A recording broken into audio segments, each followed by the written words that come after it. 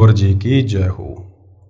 परमपिता परमात्मा सारी सृष्टि के रचनहार कुल मालिक असंख्य ब्रह्मांडों के स्वामी जगत गुरु तीनों लोकों में प्रवेश करके सबका धारण पोषण करने वाले राजाधीराज आत्माधार नाथों के नाथ देवों के देव महादेव सर्वेश्वर महेश्वर मृत्युंजय अजरो अमर आदि अनादि सनातनी प्रभु जगत पिता जगदीश्वर श्री श्री 1008 की उपाधि के वास्तविक अधिकारी अकाल मूरत शब्द स्वरूपी राम वासुदेव सर्वगतंबरम परम पूज्य प्रथम पूज्य परम संत परम पुरुष परम धनी परम दयालु सत्य कबीर हक्का कबीर अल्लाहु कबीर अल्लाहु अकबर बाखबर अल्लाह ताला जगत के तारणहार जगत के मुक्तिदाता जगत के जगन्नाथ हारे के सहारे हिंदुओं के राम मुसलमानों के अल्लाह सिखों के वाहिगुरु ईसाइयों के मसीह दया के सागर दयानिधि करुणा के सागर करुणानिधि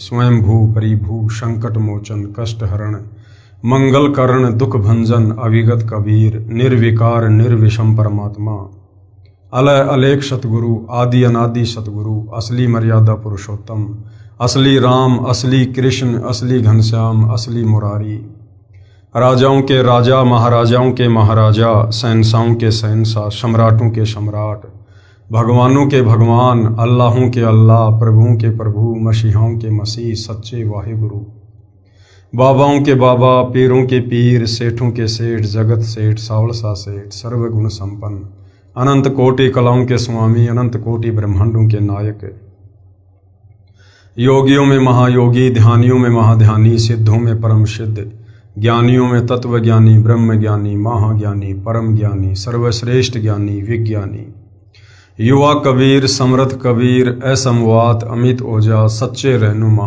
करीम अल्लाह सुभान अल्लाह दुनिया के अंतिम पैगंबर 8 सितंबर 1951 से गांव धनाना जिला सोनीपत हरियाणा भारतवर्ष की पावन भूमि पे प्रकट रियल कल की भगवान श्री नारायण साकार हरि श्री बाबा साहेब नूर अनंत परमात्मा सच्चे दरवेश सच्चे बाखबर संत श्रोमणी सतगुरु रामपाल जी परमेश्वर जी के चरण कमल में आप और हम सभी भाई बहनों का अनंत कोटि दंडवत प्रणाम। सत्साई भाई और बहनों, बहुत बड़ी दया बहुत बड़ी मेहर पूज्य गुरुदेव भगवान की परमेश्वर रामपाल जी की जिनके शुभ आशीर्वाद से विशेष आशीर्वाद से उन्हीं के सत्संगों के संग्रह के ऊपर बन चुकी पवित्र आध्यात्मिक पुस्तक कबीर बढ़ाया कृष्ण के ऊपर वीडियो बनाने की श्रृंखला जारी है। इसी श्रृंखला में आज हमारा ये 31वें नंबर का वीडियो है।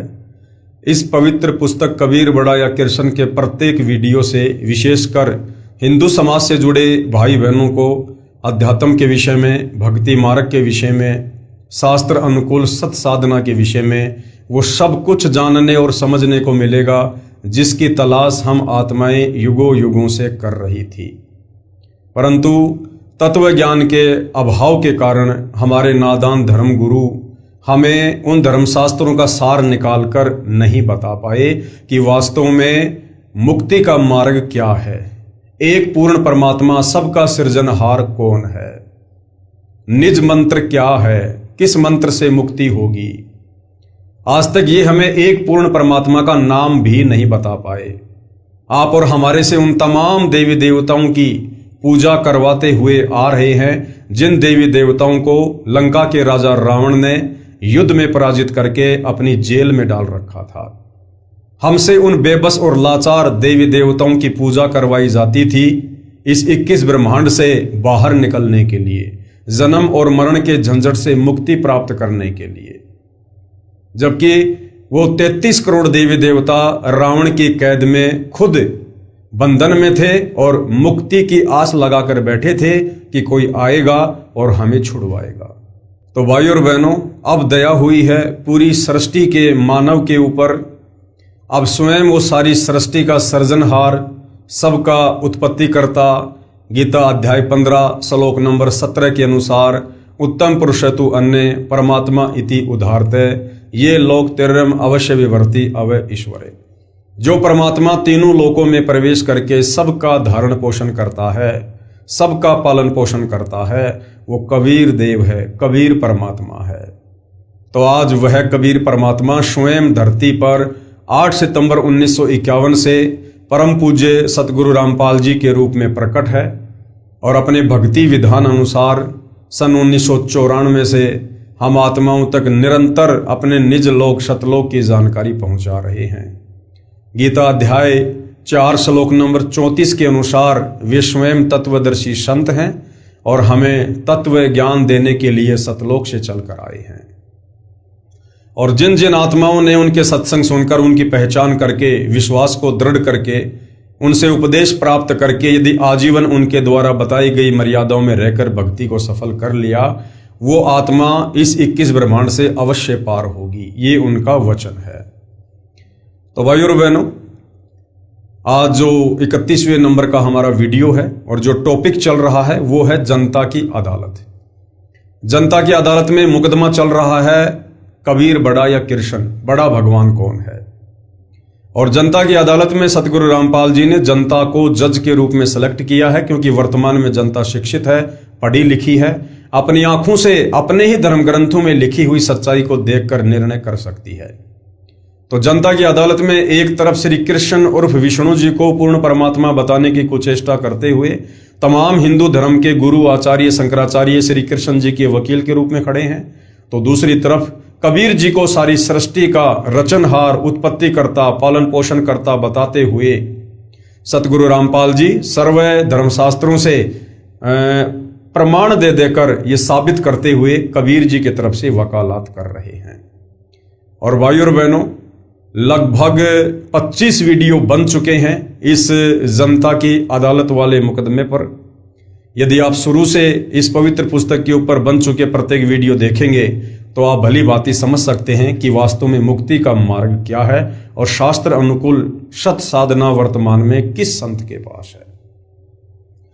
तो जनता की अदालत में मामला चल रहा है। सतगुरु रामपाल जी ने लगभग 70% ये सिद्ध कर दिया है कि कबीर जी ही पूर्ण परमात्मा है, ये अविनाशी हैं, इनके कोई माता पिता नहीं है, ये स्वयंभू है, परिभू है और इन्हीं की भक्ति करने से जीव को मुक्ति प्राप्त हो सकती है।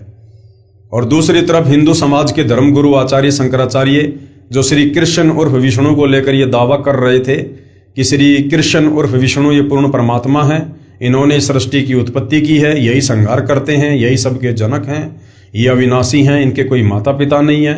तो सतगुरु रामपाल जी ने उन्हीं हिंदू धर्म ग्रंथों को दिखा दिखा कर ये साबित कर दिया कि ये तीनों देवता ब्रह्मा विष्णु महेश ये नाशवान है, इनकी जन्म होती है, मृत्यु होती है, इनकी माँ का नाम दुर्गा है, इनके पिता का नाम काल ब्रह्म है और ये खुद भी मुक्त नहीं है, ये खुद भी काल के बंधन में है।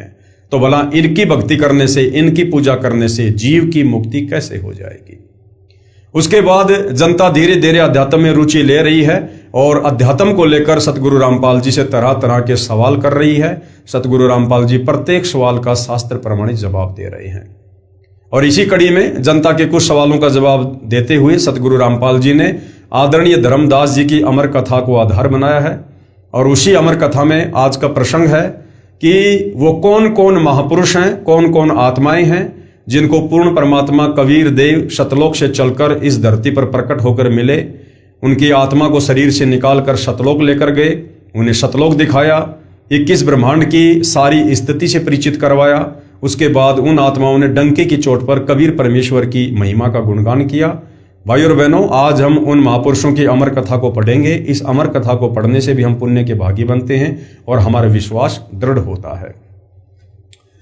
कबीर सर्जन करता है, सर्जन करता यानी पूरी कायनात को रचने वाले, सर्व ब्रह्मांडों के रचयिता वे कबीर देव हैं। पेश हैं 6 गवाह। कलयुग में यानी वर्तमान समय में परमात्मा अन्य निम्न अच्छी आत्माओं दृढ़ भक्तों को मिले। प्रश्न नंबर 1, इस बात का कहां प्रमाण है कि कबीर जी जुलाहा काशी भारत वाले ही समर्थ परमेश्वर हैं जिसने सब रचना की है।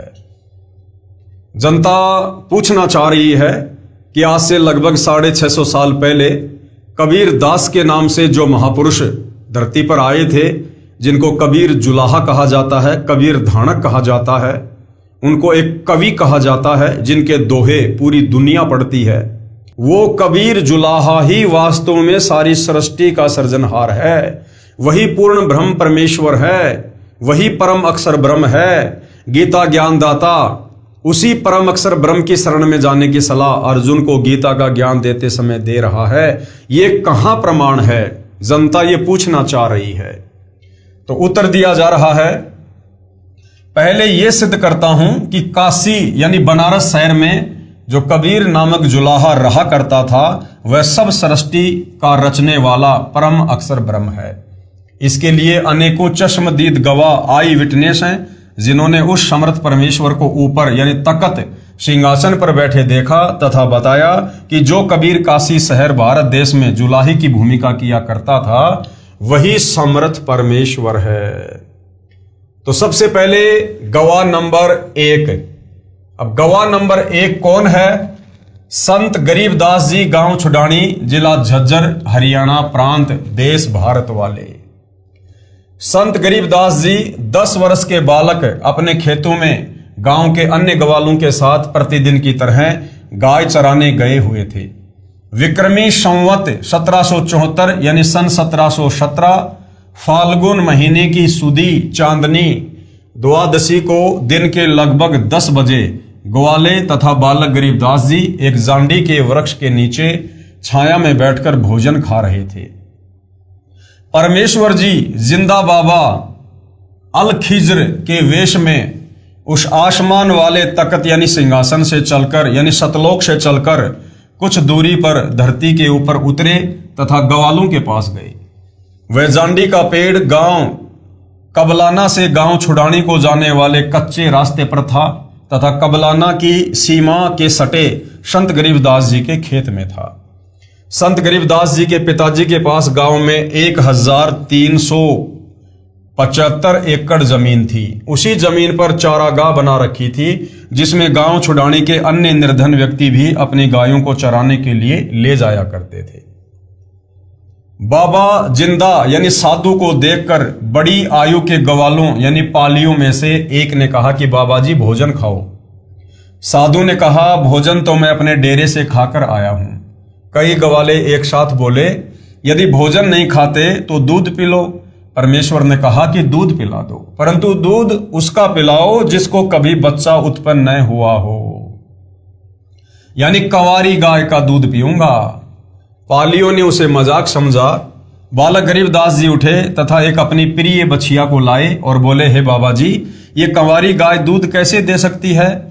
तब बाबा जी ने कहा कि ये दूध देगी, तुम साफ सुथरा बर्तन लेकर इसके थनों के नीचे रखो। संत गरीबदास जी ने एक मिट्टी का बर्तन छोटा गड़ा 3-4 किलोग्राम की क्षमता का लिया और उसे हाथों से पकड़कर बछिया के थनों के नीचे करके बैठ गया।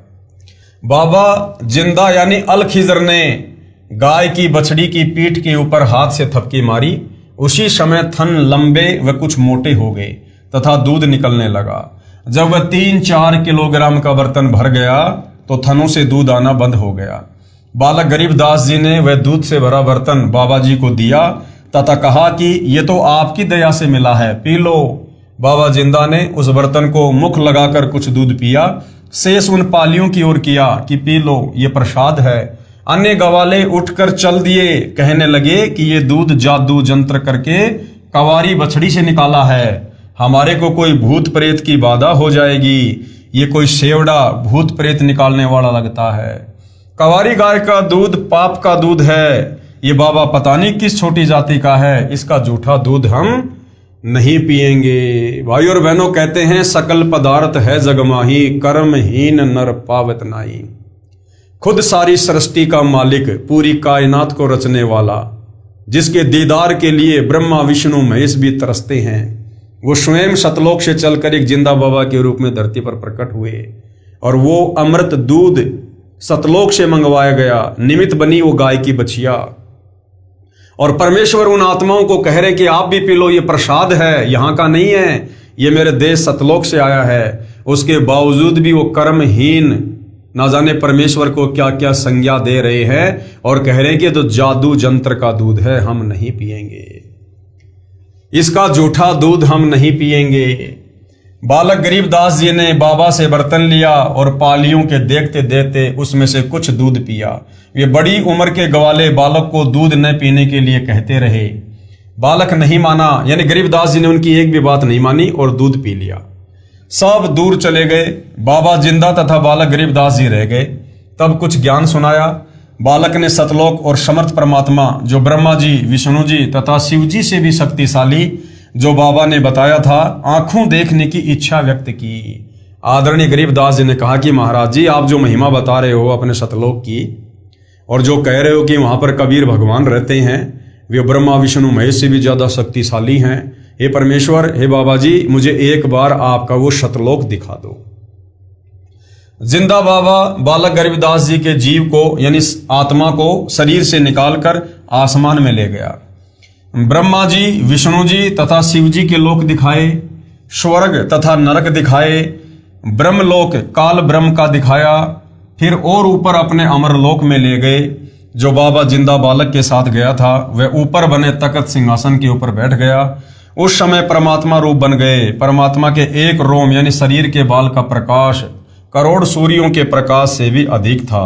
अमरलोक प्रकाशित था। बालक गरीबदास जी का भी अन्य शरीर बन गया जिसका प्रकाश 16 सूर्यों के समान था। अमरलोक के सब भगत और भगतमती, जिनको हंस और हंसनी कहते हैं, अपने परमेश्वर को दंडवत करने लगे। जय हो कबीर सत्य पुरुष की बुलाने लगे। सबने कहा कि ये अनंत करोड़ ब्रह्मांड का सर्जनहार समर्थ परमेश्वर है, इसका नाम कबीर है। फिर परमात्मा ने सब ज्ञान अपने नबी गरीबदास जी की आत्मा में डाल दिया। सारा सतलोक तथा नीचे के सब लोक दिखाकर बालक की आत्मा को शरीर में प्रवेश करा दिया। उस समय बालक गरीबदास जी के शरीर को अंतिम संस्कार के लिए चिता लकड़ियों के ढेर पर रखा था। अग्नि लगाने ही वाले थे। उसी समय गरीबदास जी उठ लिए। गांव में खुशी की लहर दौड़ गई। संत गरीबदास जी को उसी जिंदा बाबा वेशधारी परमेश्वर जी ने दीक्षा दी। संत गरीबदास जी ने आंखों देखा तथा परमेश्वर के मुख कमल से सुना संपूर्ण आध्यात्मिक ज्ञान दोहों चौपाइयों शब्दों के रूप में बोला, जो एक दादू जी के पंथ से दीक्षित गोपाल दास नाम के महात्मा जी ने लिखा। लेखन कार्य में लगभग 6 महीने लगे। संत गरीबदास जी ने क्या बताया? गरीब हम सुल्तानी नानक तारे, दादू को उपदेश दिया, जाति जुलाहा भेद न पाया, काशी माहे कबीर हुआ। अपनी आंखों से देखकर कबीर परमेश्वर जी की महिमा को, उनके सतलोक को आदरणीय गरीबदास जी ने अपनी अमृतवाणी में फिर क्या कहा? गरीब हम सुल्तानी नानक तारे, यानी मुझ गरीबदास जी को, आदरणीय नानक जी को और दादू जी को यही कबीर परमात्मा जी आकर मिले और हमें मुक्त किया। और जाति जुलाहा भेद न पाया। 120 साल तक वो परमात्मा एक जुलाही की भूमिका करते हुए बनारस के काशी में रहे। उनका कोई भेद नहीं पाया। कोई भी उनको जान नहीं पाया, उनको पहचान नहीं पाया कि वो काशी वाला कबीर ही पूर्ण ब्रह्म परमात्मा था।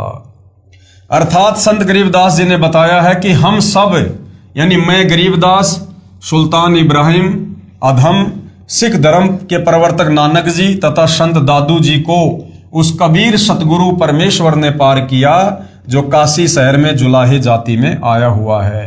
फिर कहा है कि गरीब अनंत कोटि ब्रह्मांड का, यानी सारी सृष्टि का एक रति नहीं बाहर। रति होता है ये अंगूठा और एक उंगली, इसमें जितनी मिट्टी आ जाए उसको कहते हैं एक चोटी, एक रति भर।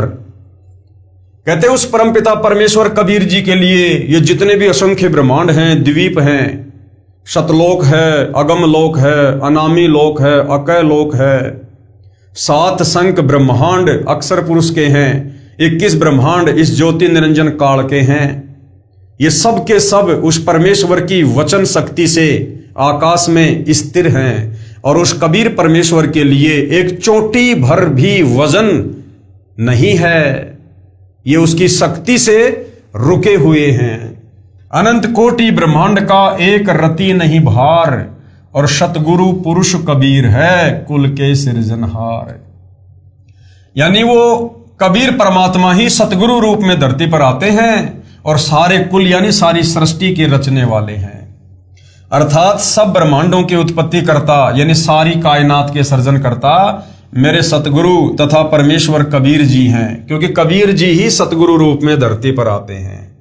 उन्होंने सब लोकों, तारागण तथा सब नक्षत्रों, सूर्य, चांद, ग्रहों को बनाकर अपनी शक्ति से रोका हुआ है, जिसे विज्ञान की भाषा में गुरुत्वाकर्षण शक्ति कहते हैं।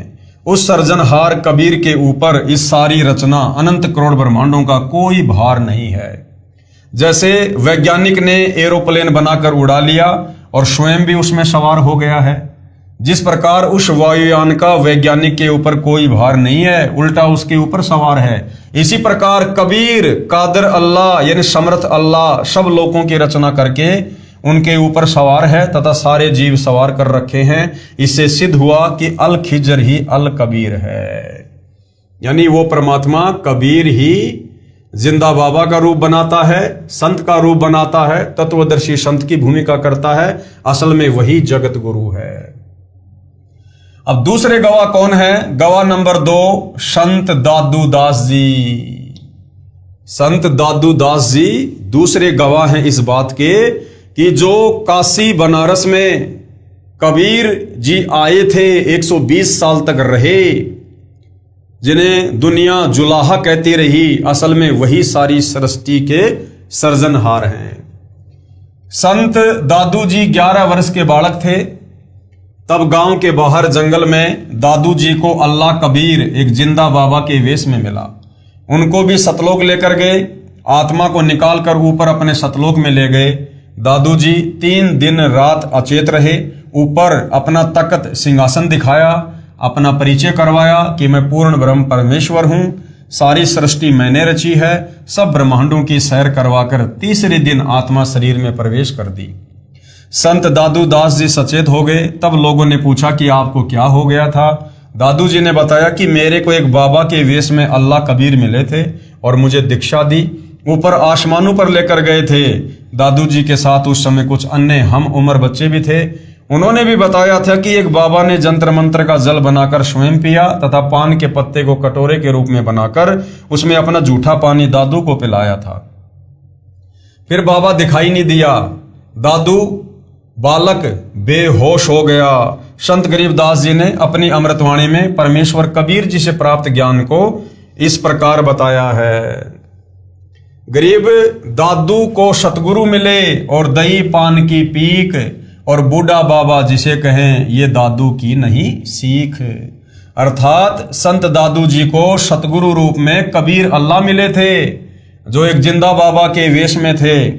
उन्होंने दादू जी को पान के पत्ते के ऊपर अपने मुख से निकाला जल डालकर दीक्षा के समय पिलाया था। जो व्यक्ति ये कहते हैं कि दादू को वृद्ध बाबा मिला था, जो जंत्र मंत्र विद्या को जानने वाला था, ये दादू ने नहीं बताया। दादू जी ने उसके विषय में जो बताया वह इस प्रकार है, जो दादू जी के द्वारा बोली वाणी से बने दादू ग्रंथ में लिखा है। क्या लिखा है? जिनमो को निज नाम दिया सोए सतगुरु हमारे, दादू दूसरा कोई नहीं कबीर सिरजनहार। दादू नाम कबीर का सुनकर कापे काल, नाम भरोसे जो चले होवे न बाका बाल। केहरी नाम कबीर है विषम काल गजराज, दादू भजन पर ताप से भागे सुनत आवाज। अर्थात दादू जी ने कहा है कि मेरे को जिसने निज नाम यानी यथार्थ भक्ति का मंत्र दिया वो मेरा सतगुरु है और उसका नाम कबीर है। यही कबीर सारी कायनात यानी सृष्टि का सर्जनहार यानी उत्पत्ति करता है। सभी आत्माओं को इसी कबीर भगवान ने अपने वचन से उत्पन्न किया है। संत दादू जी ने कहा है कि कबीर नाम सुनते ही ज्योति निरंजन यानी काल कांपने लग जाता है। कबीर नाम इतना शक्तिशाली है, जो भगत कबीर जी के बताए नाम पर पूर्ण विश्वास करके जीवन यात्रा करता है तो काल ब्रह्म उसका कुछ भी बिगाड़ नहीं सकता।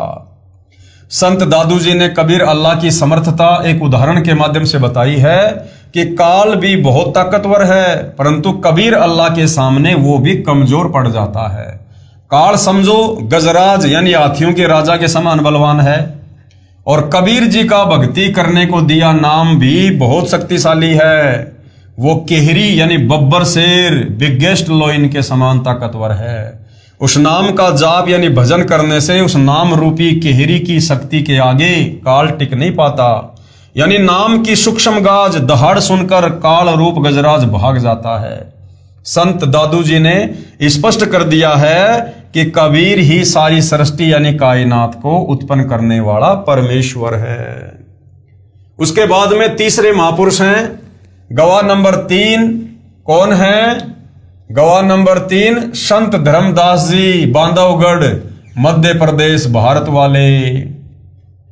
धर्मदास जी का हिंदू धर्म में जन्म होने के कारण हिंदू धर्म गुरुओं द्वारा बताए अधूरे ज्ञान के आधार से साधना किया करते थे। उसी को करते हुए तीर्थ भ्रमण करते हुए मथुरा श्री कृष्ण जी की नगरी में गए हुए थे।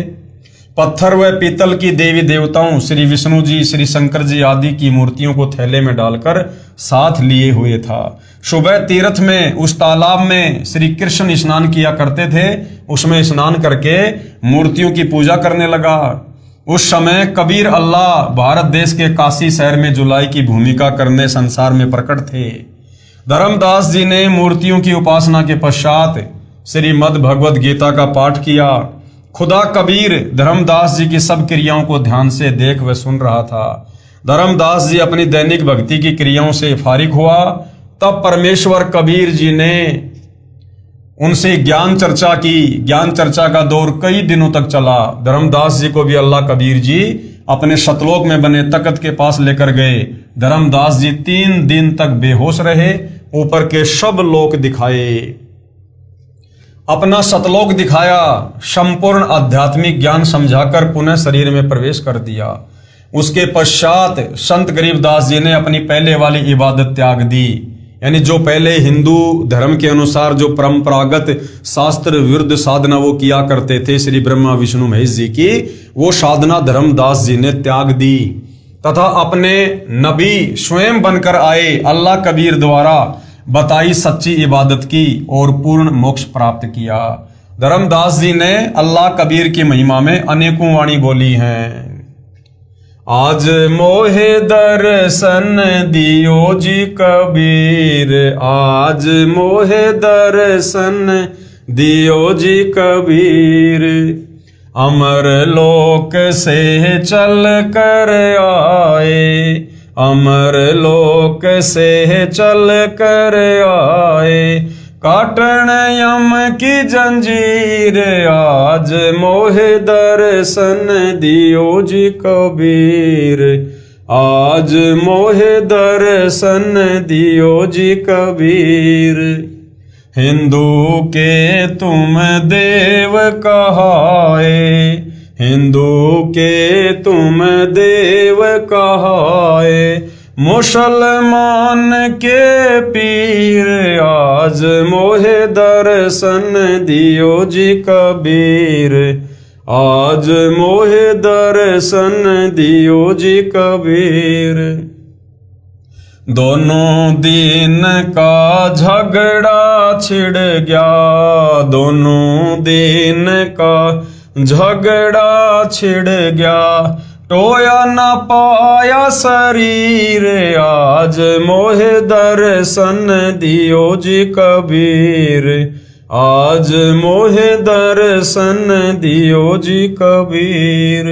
धर्मदास की अर्ज गोसाई, धर्मदास की अर्ज गोसाई, खेवा लंगइयो पर ले तीर, आज मोहे दर्शन दियो जी कबीर, आज मोहे दर्शन दियो जी कबीर। अर्थात धर्मदास जी ने सतलोक देखने के बाद माना कि काशी वाला जुलाहा कबीर सारी कायनात को उत्पन्न करने वाला कादर अल्लाह है। उनकी महिमा विस्तार के साथ बताई जो आंखों देखी थी। उसके बाद भाई और बहनों चौथे नंबर के गवाह हैं संत मलुकदास जी। संत मलुकदास जी को भी कबीर जी सतलोक लेकर गए, सब व्यवस्था दिखाकर वापस शरीर में छोड़ा।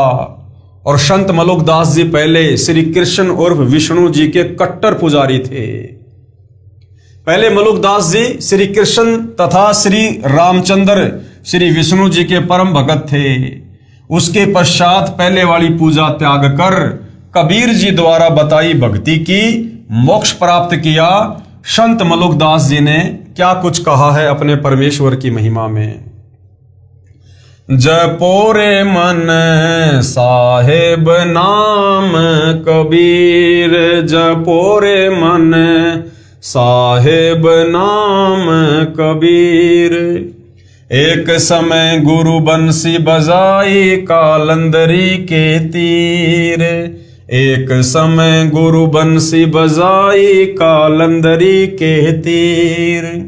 सुर नर मुनि जन थकत भये वो रुक गया दरिया नीर। जपो रे मन साहेब नाम कबीर, जपो रे मन परमेश्वर नाम कबीर। अमृत भोजन मारे सतगुरु जी मैं, अमृत भोजन मारे सतगुरु जी मैं। शब्द दूध की खीर, जपो रे मन साहिब नाम कबीर। दास मलूक सलूक कहत है खोजो कुसुम कबीर, दास मलूक सलूक कहत है खोजो कुसुम कबीर। जपो रे मन साहिब नाम कबीर।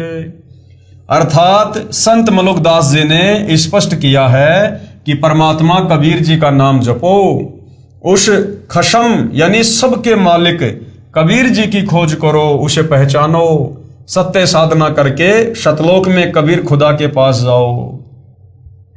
जैसे श्री कृष्ण के विषय में बताया जाता है कि वे बांसुरी मधुर बजाते थे, उसको सुनकर गोपियां व गायें खिंची चली आती थी।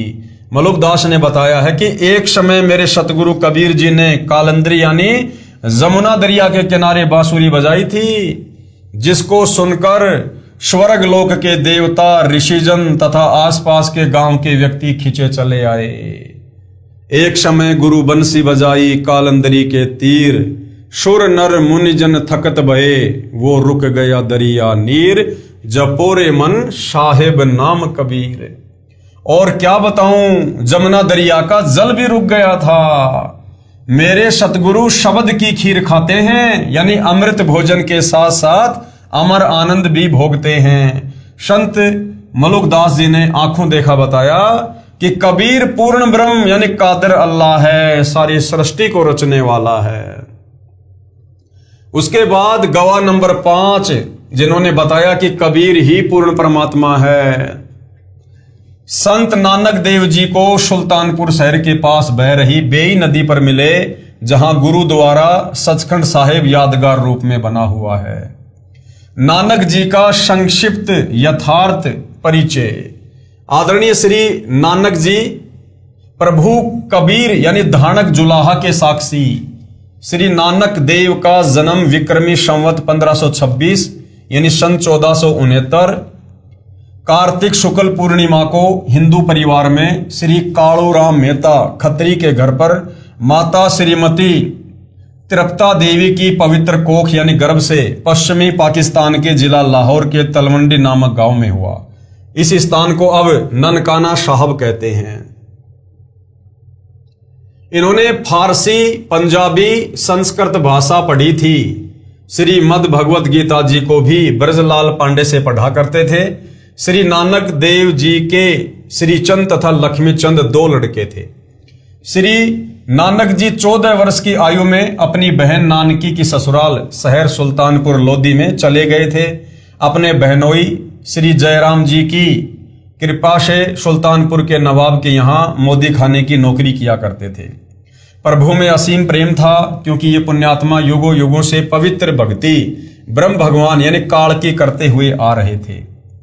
सतयुग में यही नानक जी राजा अमरीश थे तथा ब्रह्म भक्ति विष्णु जी को इष्ट मानकर किया करते थे। दुर्वासा जैसे महान तपस्वी भी इनके दरबार में हार मानकर क्षमा याचना करके गए थे। त्रेता युग में श्री नानक जी ही राजा जनक विदेही बने, जो सीता जी के पिताजी थे। त्रेता युग में वो श्री नानक जी वाली आत्मा ही थी जो सीता जी के पिता कहलाए। एक सुखदेव ऋषि जो महर्षि वेद व्यास के पुत्र थे, जो अपनी सिद्धि से आकाश में उड़ जाते थे, परंतु गुरु से उपदेश नहीं ले रखा था। जब सुखदेव विष्णु लोक के स्वर्ग में गए तो गुरु ना होने के कारण वापस आना पड़ा। विष्णु जी के आदेश से राजा जनक को गुरु बनाया, तब स्वर्ग में स्थान प्राप्त हुआ। फिर कलयुग में यही राजा जनक की आत्मा के हिंदू परिवार में श्री कालूराम मेहता खत्री के घर उत्पन्न हुए तथा श्री नानक नाम रखा गया। यानी ये श्री नानक जी के पूर्व जन्मों का इतिहास है। नानक जी तथा परमेश्वर कबीर जी की ज्ञान चर्चा। बाबा नानक देव जी प्रातः काल प्रतिदिन सुल्तानपुर लोधी के पास बह रही बेई दरिया में स्नान करने जाया करते थे तथा घंटों भगवान चिंतन में बैठा करते थे। एक दिन परमेश्वर कबीर जी जिंदा फकीर के वेश में बेई दरिया पर मिले तथा नानक जी के साथ दरिया में गोता लगाया। कबीर साहिब जी श्री नानक जी की पुण्यात्मा को सतलोक ले गए। सचखंड में श्री नानक जी ने देखा कि एक असीम तेजोमय मानव सदृश से शरीर युक्त प्रभु तख्त पर बैठे थे। अपने ही दूसरे स्वरूप पर कबीर साहिब जिंदा महात्मा के रूप में चवर करने लगे। तब श्री नानक जी ने सोचा कि अकाल मूर्त तो ये रब है जो गद्दी पर बैठा है, कबीर तो यहाँ का सेवक होगा। उसी समय जिंदा रूप में परमेश्वर कबीर साहिब उस गद्दी पर विराजमान हो गए तथा जो तेजों में शरीर युक्त प्रभु का दूसरा रूप था वह खड़ा होकर तख्त पर बैठे जिंदा वाले रूप पर चवर करने लगा। फिर वह तेजोमय रूप नीचे से गए जिंदा कबीर रूप में समा गया तथा गद्दी पर अकेले कबीर परमेश्वर जिंदा रूप में बैठे थे और चवर अपने आप डरने लगा। तब नानक जी ने कहा कि वाहे गुरु सत्य नाम से प्राप्ति तेरी। इस प्रक्रिया में 3 दिन लग गए। नानक जी की आत्मा को साहिब कबीर जी ने वापस शरीर में प्रवेश कर दिया। तीसरे दिन श्री नानक जी होश में आए। उधर श्री जयराम जी ने, जो श्री नानक जी का बहनोई था, श्री नानक जी को दरिया में डूबा हुआ जानकर दूर तक गोताखोरों से तथा जाल डलवाकर खोज करवाई, परंतु कोशिश निष्फल रही और मान लिया कि श्री नानक जी दरिया के अथाह वेग में बहकर मिट्टी के नीचे दब गए। तीसरे दिन जब नानक जी उसी नदी के किनारे सुबह सुबह दिखाई दिए तो बहुत व्यक्ति एकत्रित हो गए। बहन नानकी तथा बहनोई श्री जयराम जी भी दौड़े गए। खुशी का ठिकाना नहीं रहा तथा घर ले आए। श्री नानक जी अपनी नौकरी पर चले गए। मोदी खाने का दरवाजा खोल दिया तथा कहा, जिसको जितना चाहिए ले जाओ, तेरा तेरा कहकर पूरा खजाना लुटाकर शमशान घाट पर बैठ गए। जब नवाब को पता चला कि श्री नानक खजाना समाप्त करके शमशान घाट पर बैठा है, तब नवाब ने श्री जयराम की उपस्थिति में खजाने का हिसाब करवाया तो 760 रुपए श्री नानक जी के अधिक मिले। नवाब ने क्षमा याचना की तथा कहा कि नानक जी, आप 760 रुपए जो आपकी सरकार की ओर अधिक हैं ले लो तथा फिर नौकरी पर आ जाओ। तब श्री नानक जी ने कहा कि अब सच्ची सरकार की नौकरी करूंगा, उस पूर्ण परमात्मा के आदेश अनुसार अपना जीवन सफल करूंगा। वह पूर्ण परमात्मा है जो मुझे बेई नदी पर मिला था। नवाब ने पूछा, वह पूर्ण परमात्मा कहाँ रहता है तथा ये आदेश आपको कब हुआ? श्री नानक जी ने कहा, वह सचखंड में रहता है। बेई नदी के किनारे से मुझे स्वयं आकर वही पूर्ण परमात्मा सचखंड सतलोक लेकर गया था। वह इस पृथ्वी पर भी आकार में आया हुआ है। उसकी खोज करके अपना आत्म कल्याण करवाऊंगा।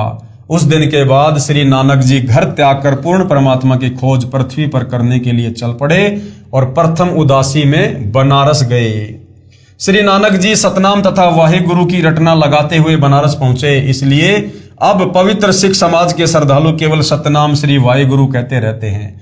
सतनाम क्या है तथा वाहे गुरु कौन है ये मालूम नहीं है, जबकि सतनाम सच्चा नाम गुरु ग्रंथ साहिब में लिखा है जो अन्य मंत्र हैं। जैसा कि कबीर साहिब ने बताया था कि मैं बनारस काशी में रहता हूं, धानक जुलाहे का कार्य करता हूं। मेरे गुरुजी काशी में सर्व प्रसिद्ध पंडित रामानंद जी हैं। इस बात को आधार रखकर श्री नानक जी ने संसार से उदास होकर पहली उदासी यात्रा बनारस काशी के लिए प्रारंभ की। प्रमाण के लिए देखिए जीवन 10 गुरु साहिबान। लेखक है सोडी तेजा सिंह जी, प्रकाशक है चतर सिंह जीवन सिंह, पेज नंबर 50 पर। परमेश्वर कबीर साहिब जी स्वामी रामानंद जी के आश्रम में प्रतिदिन जाया करते थे। जिस दिन श्री नानक जी ने काशी पहुंचना था उससे पहले दिन कबीर साहिब ने अपने पूज्य गुरुदेव रामानंद जी से कहा कि स्वामी जी कल मैं आश्रम में नहीं आ पाऊंगा क्योंकि कपड़ा बुनने का कार्य अधिक है। कल सारा दिन लगकर कार्य निपटा कर फिर आपके दर्शन करने आऊंगा। काशी बनारस में जाकर श्री नानक जी ने पूछा, कोई रामानंद जी महाराज है? सब ने कहा कि आज के दिन सर्व ज्ञान संपन्न ऋषि हैं, उनका आश्रम पंचगंगा घाट के पास है। श्री नानक जी ने श्री रामानंद जी से वार्ता की तथा सचखंड का वर्णन शुरू किया। तब श्री रामानंद स्वामी ने कहा, ये पहले मुझे किसी शास्त्र में नहीं मिला, परंतु अब मैं आंखों देख चुका हूं, क्योंकि वही परमेश्वर स्वयं कबीर नाम से आया हुआ है। तथा मर्यादा बनाए रखने के लिए मुझे गुरु कहता है, परंतु मेरे लिए प्राण प्रिय प्रभु है। पूर्ण विवरण चाहिए तो मेरे व्यावहारिक शिष्य, परंतु वास्तविक गुरु कबीर से पूछो, वही आपकी शंका का निवारण कर सकता है। श्री नानक जी ने पूछा कि कहाँ है कबीर साहिब जी, मुझे शीघ्र मिला दो। तब श्री रामानंद जी ने एक सेवक को श्री नानक जी के साथ कबीर साहिब जी की झोपड़ी पर भेजा। उस सेवक से भी सचखंड के विषय में वार्ता करते हुए श्री नानक जी चले, तो उस कबीर साहिब के सेवक ने भी सचखंड व सृष्टि रचना जो परमेश्वर कबीर साहिब जी से सुन रखी थी सब सुना दी। तब श्री नानक जी ने आश्चर्य हुआ कि मेरे से तो कबीर साहिब के नौकर भी अधिक ज्ञान रखते हैं। इसलिए गुरु ग्रंथ साहिब पेज नंबर 721 पर अपनी अमृतवाणी महिला 1 में श्री नानक जी ने कहा है कि हक्का कबीर करीम तू बे परवरदिगार, नानक बुगोएद जनु तुरा तेरे चाखरा पखाक। जिसका भावार्थ है कि हे कबीर परमेश्वर जी, मैं नानक कह रहा हूं कि मेरा उद्धार हो गया, मैं तो आपके सेवकों के चरणों की धूल तुल्य हूं। गुरु ग्रंथ साहिब के पेज नंबर 731 पर कहा है कि नीच जाति परदेसी मेरा, यानी वो सतलोक का निवासी, वो परदेसी यहाँ बनारस में काशी में दुनिया जिसे नीच जाति कहती है, वो धानक रूप में आया हुआ है।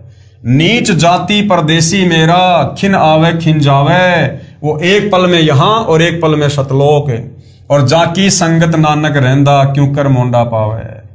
जब नानक जी ने देखा ये धानक यानी जुलाहा वही परमेश्वर है जिसके दर्शन सतलोक सचखंड में किए तथा बेई नदी पर हुए थे, वहां ये जिंदा महात्मा के वेश में थे, यहाँ धानक जुलाही के वेश में है। ये स्थान अनुसार अपना वेश बदल लेते हैं, परंतु स्वरूप चेहरा तो वही है। वही मोहिनी सूरत जो सचखंड में भी विराजमान था, वही करतार आज धानक रूप में बैठा था। श्री नानक जी की खुशी का ठिकाना नहीं रहा, आंखों में आंसू भर आए। तब श्री नानक जी ने अपने सच्चे स्वामी अकाल मूर्ति को पाकर चरणों में गिरकर सत्य नाम सच्चा नाम प्राप्त किया। तब शांति पाई तथा अपने प्रभु की महिमा देश विदेश में गाई। पहले श्री नानक जी एक ओंकार मंत्र का जाप करते थे तथा उसी को सत्य मानकर कहा करते थे, एक ओंकार। उन्हें बेई नदी पर कबीर साहिब ने दर्शन देकर सतलोक सचखंड दिखाया तथा अपने सत्य पुरुष रूप को दिखाया। जब सतनाम का जाप दिया तब नानक जी की काल लोक से मुक्ति हुई। नानक जी ने कहा है कि इसी का प्रमाण गुरु ग्रंथ साहिब के राग सीरी महिला 1 पेज नंबर 24 पर शब्द नंबर 29 में है। एक सुवान दुई सुवानी नाल, बलकै भोकई सदा बिहाल, कुड़ छुरा मुठा मुर्धार, धानक रूप रहा करतार। मैं पति की पंदी न करनी की कार, ऊ बिगड़े रूप रहा बिकराल, तेरा एक नाम तारे संसार में एहो आस एहो आधार। मुख निंदा आख्या दिन रात, पर घर जो ही नीच मनाती, काम क्रोध तन वशय चंडाल, धानक रूप रहा करतार। फाई सूरत मलुकी वेश, ऊ ठगवाड़ा ठगी देश, खरा सियाणा बहुता बहार, धानक रूप रहा करतार। मैं किता न जाता हराम खोर, ऊं किया मुंह देसा दुष्ट चोर, नानक नीच कह विचार, धानक रूप रहा करतार। इसमें स्पष्ट लिखा है कि एक मन रूपी कुत्ता तथा इसके साथ 2 आशा तथा ये तृष्णा रूपी कुतिया अनावश्यक भोगती उमंग उठती रहती है। एक सुवान दुई सुवानी नाल, बलकई भोकई सदा बियाल। तथा सदा नई नई आशाएं उत्पन्न करती रहती हैं। इनको मारने का तरीका जो सतनाम तथा तत्व ज्ञान बिना झूठा कुड़ साधन मुठ मुर्धार था, मुझे धानक के रूप में हक्का कबीर सत कबीर परमात्मा मिला। उन्होंने मुझे वास्तविक उपासना बताई। नानक जी ने कहा कि उस परमेश्वर कबीर साहब की साधना बिना न तो साख रहती थी और न ही कोई अच्छी करनी भक्ति की कमाई बन रही थी, जिससे काल का भयंकर रूप जो अब महसूस हुआ है, उससे केवल कबीर साहिब तेरा एक सतनाम पूर्ण संसार को पार यानी काल लोक से निकाल सकता है, पार कर सकता है। मुझे यानी नानक जी कहते हैं मुझे भी यही एक तेरे नाम की आशा है, वह यही नाम तेरा आधार है।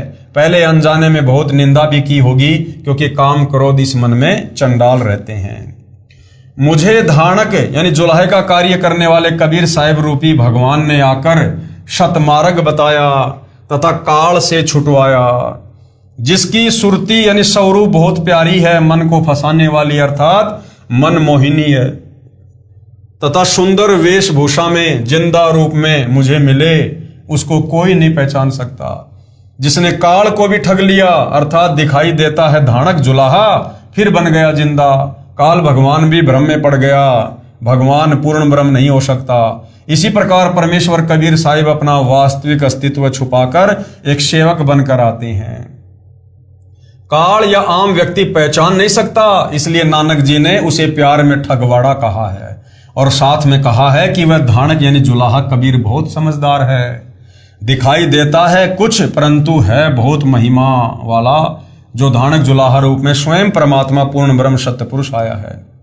प्रत्येक जीव को आधीनी समझाने के लिए अपनी भूल को स्वीकार करते हुए कि मैंने नानक जी ने पूर्ण ब्रह्म के साथ बहस वाद विवाद की, तथा उन्होंने कबीर साहिब जी ने अपने आप को भी एक लीला करके सेवक रूप में दर्शन देकर तथा नानक जी को यानी मुझको स्वामी नाम से संबोधित किया।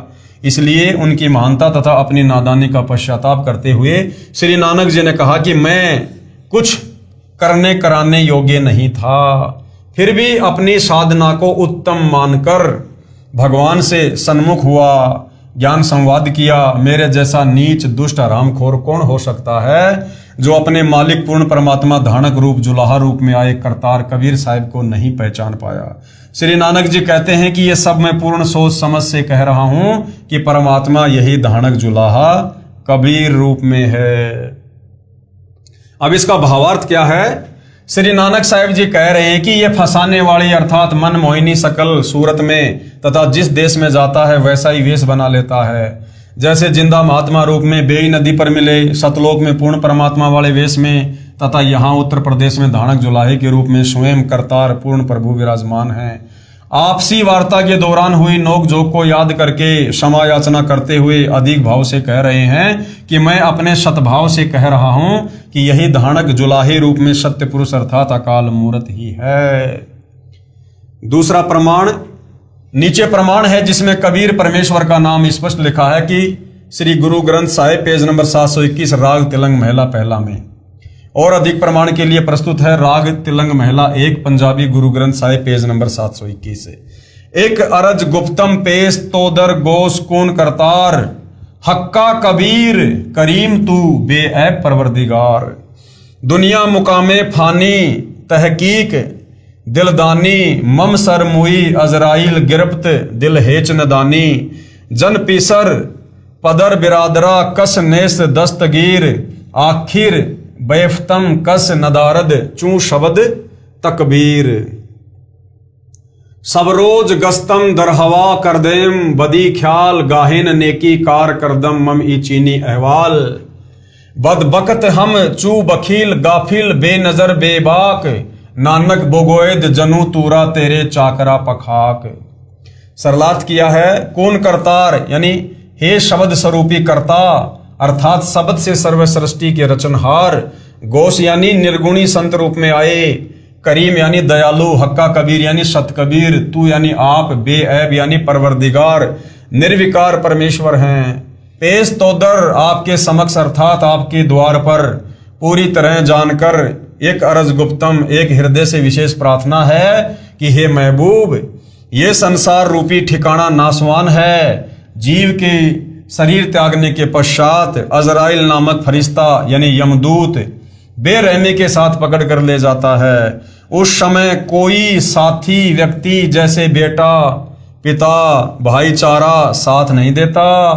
अंत में सब उपाय फर्ज अर्थात कोई क्रिया काम नहीं आती तथा आवाज भी बंद हो जाती है। प्रतिदिन गश्त की तरह न रुकने वाली चलती हुई वायु की तरह बुरे विचार करते रहते हैं। शुभ कर्म करने का मुझे कोई जरिया अर्थात साधन ऐसे बुरे समय में हमारे जैसे नादान लापरवाह भक्ति और भगवान का वास्तविक ज्ञान ना होने के कारण ज्ञान नेत्रहीन था तथा उआबाई का ज्ञान कहा करता था।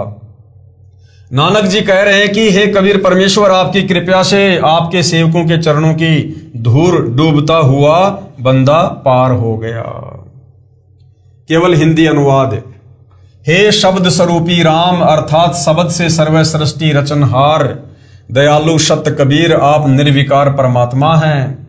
आपके समक्ष एक हृदय से विनती है कि ये पूरी तरह जान लिया है महबूब, ये संसार रूपी ठिकाना नाशवान है, यानी ये काल का 21 ब्रह्मांड पूरी तरह से नाशवान है। हे दाता, इस जीव के मरने पर अजराइल नामक यमदूत बेरहमी से पकड़ कर ले जाता है। कोई साथी जन जैसे बेटा पिता भाईचारा साथ नहीं देता। अंत में सभी उपाय और फर्ज कोई क्रिया काम नहीं आता। प्रतिदिन गस्त की तरह न रुकने वाली चलती हुई वायु की तरह बुरे विचार करते रहते हैं। शुभ कर्म करने का मुझे कोई जरिया या साधन नहीं मिला। ऐसे बुरे समय कलयुग में हमारे जैसे नादान लापरवाह शतमार्ग का ज्ञान ना होने से ज्ञान नेत्रहीन था तथा लोकवेद के आधार से अनाप शनाप ज्ञान कहता रहता था। नानक जी कहते हैं कि मैं आपके सेवकों के चरणों की धूल डूबता हुआ बंदा नानक पार हो गया। श्री गुरु नानक साहिब जी कह रहे हैं कि हे हक्का कबीर सत्य कबीर, आप निर्विकार दयालु परमेश्वर हो। आपसे मेरी एक अर्ज है कि मैं तो सत्य ज्ञान वाली नजर रहित तथा आपके सत्य ज्ञान के सामने तो निरुत्तर अर्थात जुबान रहित हो गया हूं। हे कुल के मालिक, मैं तो आपके दासों के चरणों की धूल हूं, मुझे शरण में रखना। इसके पश्चात जब श्री नानक जी को पूर्ण विश्वास हो गया कि पूर्ण परमात्मा तो गीता ज्ञानदाता प्रभु से अन्य ही है, वही पूजा के योग्य है। पूर्ण परमात्मा की भक्ति तथा ज्ञान के विषय में गीता ज्ञानदाता प्रभु भी अनभिज्ञ है। परमेश्वर स्वयं ही तत्वदर्शी संत रूप से प्रकट होकर तत्व ज्ञान को जन जन को सुनाता है। जिस ज्ञान को वेद भी नहीं जानते, वह तत्व ज्ञान केवल पूर्ण परमेश्वर सत्य पुरुष ही स्वयं आकर ज्ञान करवाता है।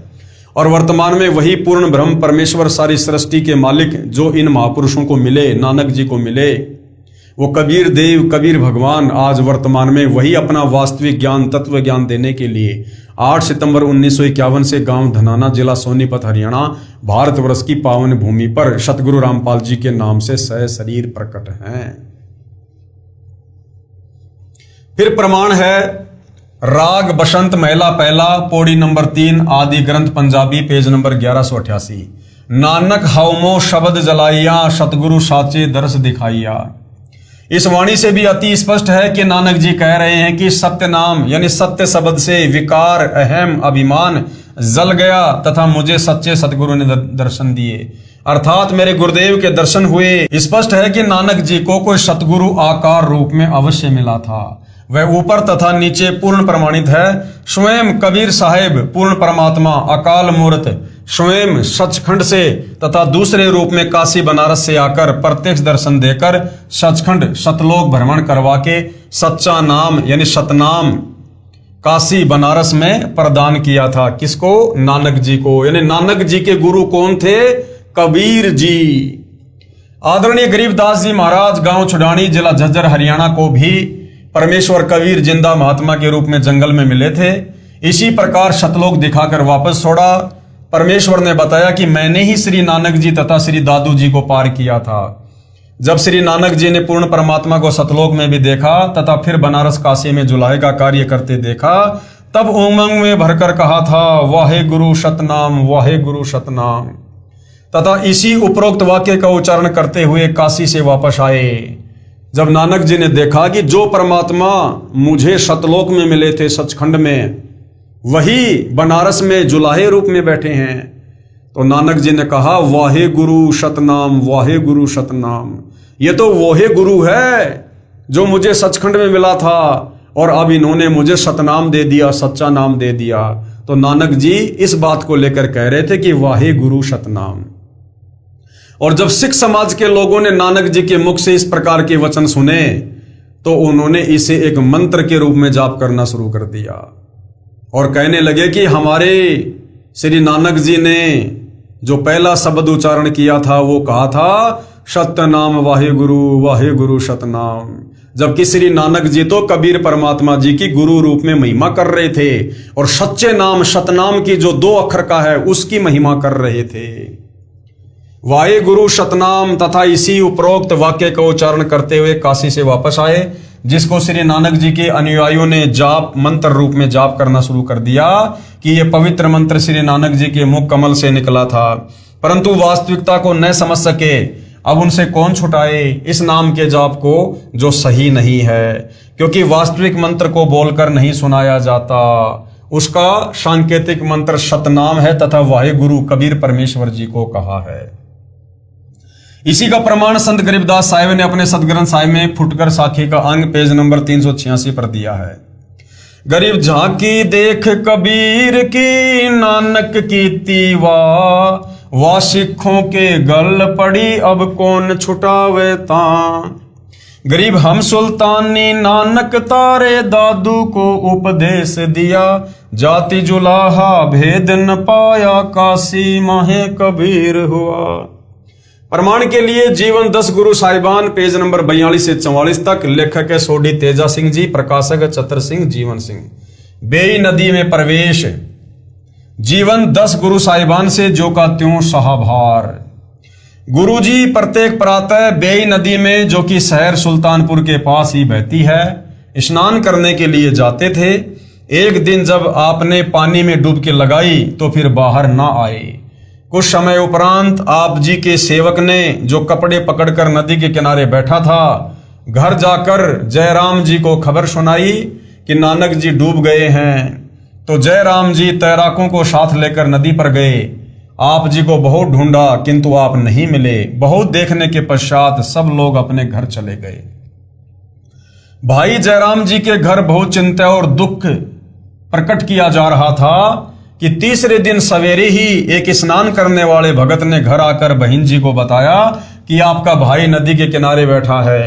ये सुनकर भैया जयराम जी बेई की तरफ दौड़ पड़े और जब पता चलता गया और बहुत से लोग भी वहां पहुंच गए।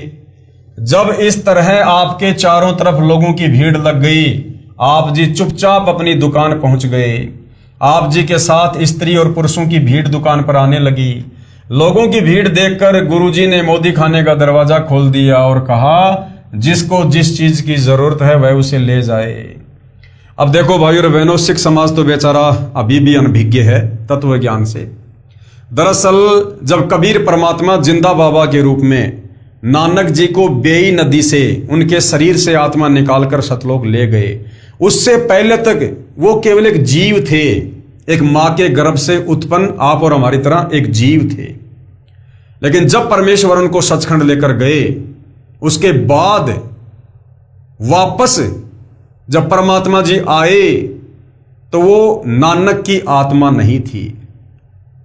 नानक जी को कबीर परमेश्वर जी ने मिनी सतलोक में बैठा दिया और उसके बाद आगे जितनी भी लीलाएं हुई हैं, जितनी भी अद्भुत घटनाएं हुई हैं, जितने भी चमत्कार हुए हैं, वो सब नानक जी के रूप में कबीर परमात्मा ने स्वयं ही किए। नानक जी ने भला उससे पहले कभी भी मोदी खाने के दरवाजे नहीं खोले कि ले जाओ जिसको जितना चाहिए, लेकिन उसके बाद वो परमात्मा जी स्वयं थे।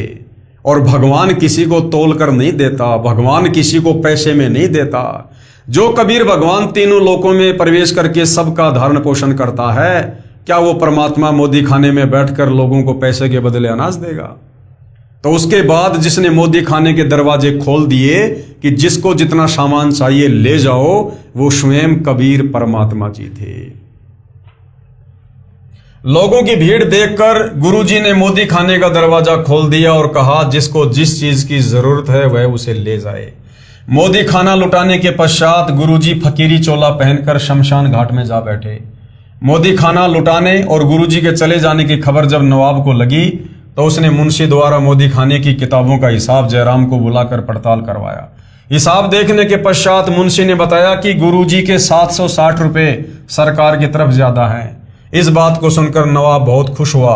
उसने गुरुजी को बुलाकर कहा कि उदास ना हो, अपना फालतू पैसा और मेरे से लेकर मोदी खाने का काम जारी रखो।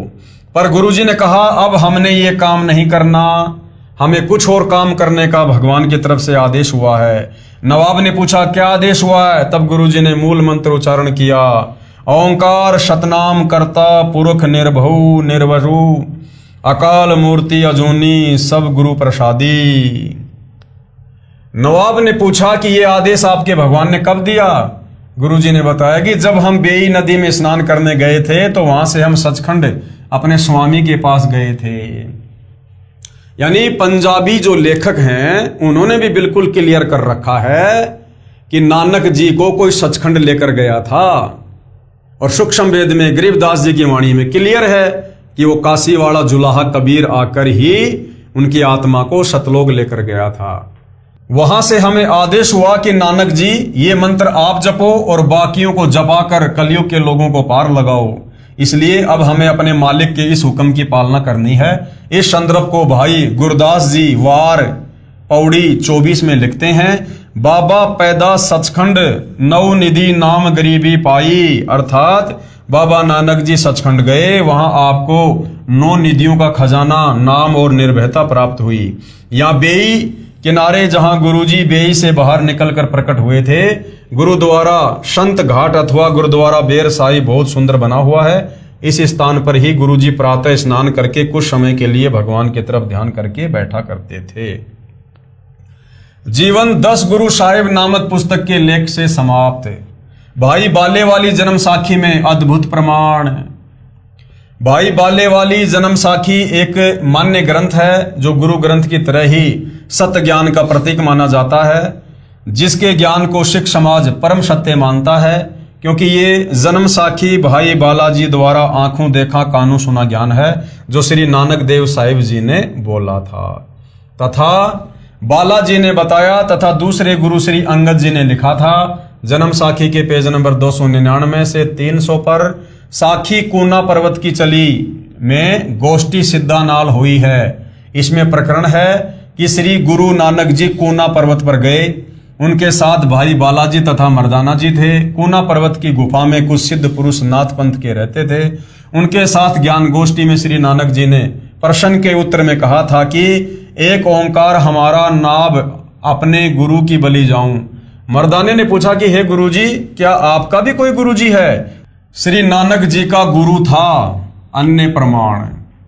वैसे तो भाई और बहनों ये क्लियर हो चुका है, श्री गुरु ग्रंथ साहिब से भी क्लियर हो चुका है और 5वें वेद सूक्ष्म वेद आदरणीय गरीबदास जी की वाणियों से भी क्लियर हो चुका है कि श्री नानक जी के गुरु वही कबीर परमात्मा जी थे जो 120 वर्ष काशी के बनारस में रहकर लीला करके गए थे।